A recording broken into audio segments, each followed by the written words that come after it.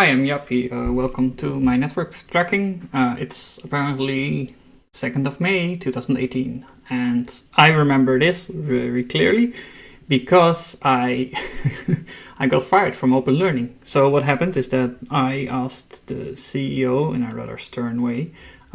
We were like, I was working on a half-year contract, and during the negotiations of the half-year contract, I asked for essentially a higher salary. And the CEO decided that this was inappropriate, and they decided to terminate my contract at openlearning.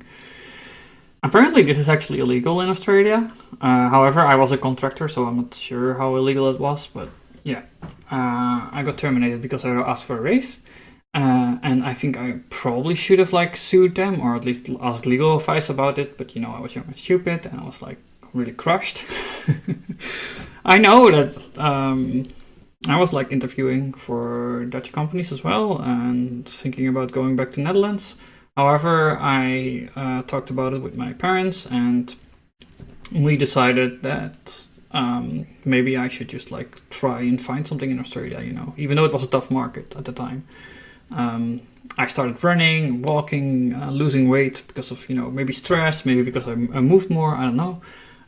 Probably diet actually. I also changed my diet at the time. So, but yeah, I grew from a kind of chubby guy to kind of lean.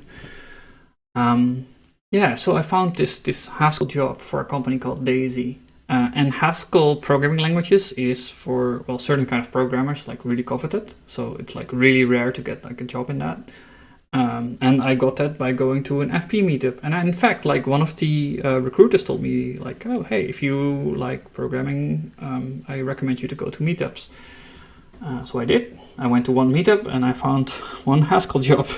One is all it takes, right? So this is, I think it's kind of lucky, maybe. But also, I could have gone back after being fired. And I just powered through, right? I could have gone back and give up, but no, I stayed there. And I got the same salary, 75k Australian dollars per year, which is not a great salary, but, I really wanted the job, so I didn't have a lot of negotiating leverage here. Anyway, let's go to the net worth itself. So I had about $60 in cash. And as you can imagine, I was unemployed for about a month, 1.5 months. So this wasn't all too good for my net worth, but we're gonna go over it anyway. There was around $550 in the checking account. This probably didn't change, it's just exchange rates going up and down.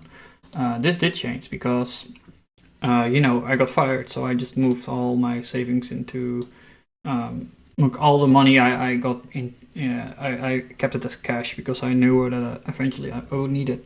But apparently I had a lot left to munch upon, so that was good. And yeah, the Bing I didn't touch, which is good. The CFD, so these are contracts for difference, right? So they expire really quickly and they're not good long-term trading tools. I just tried getting crypto exposure and failed at that. Fortunately, after losing all that money, I didn't touch any CFDs again, which is good for me. I did, however, decide to move money out of bonds, which was not a good idea, but and the reason I'm saying it's not a good idea is because I think at the time my financial goals should have been focused upon buying a house, but in fact I had not a clue what I was doing. So I was just doing random shit. And you can kind of see it, a lot of stuff is being moved around all the time because I'm not sure what to do.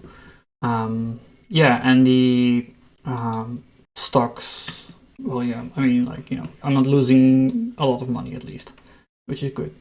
And about the rental bond, right? So I also remember that I moved place because I was actually living in kind of an awful place. And I moved around January, in fact, and that's why the rental bond went down. Because the place was a bit cheaper and it was better. It was a lot better. I got a lot more space. I was in the same suburb, but I just moved up in what I got for my money. Also, it was a lot cleaner, which was nice. There was AC as well. It's all kinds of good things. Anyway, the student debt go up and down with the currency, so that's fine.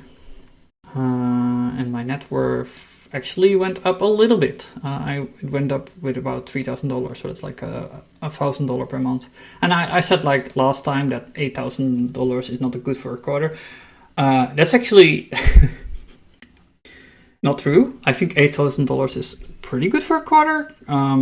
But for software, I had high expectations of myself because I felt I spent so much time in getting good at software. I spent my entire university is just studying all kinds of stuff and random projects. I had a large portfolio of random stuff I built.